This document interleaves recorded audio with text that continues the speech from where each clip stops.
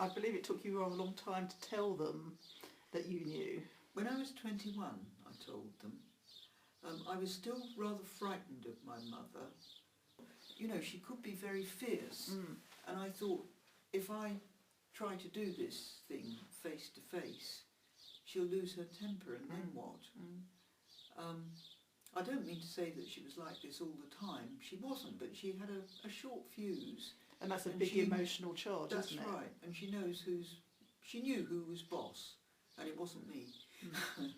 So I wrote to them, my parents. I wrote the best and kindest letter that I knew how to write, and thanked them and told them that I knew.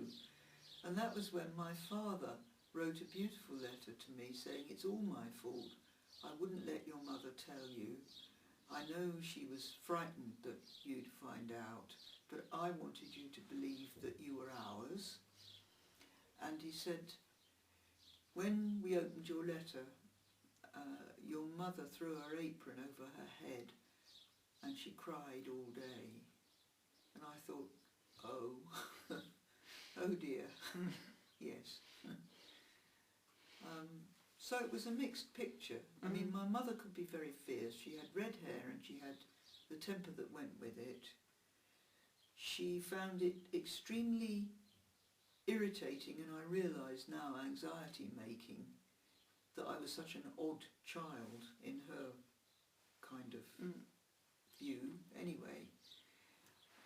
So there were ructions quite often, but she had real feeling for me.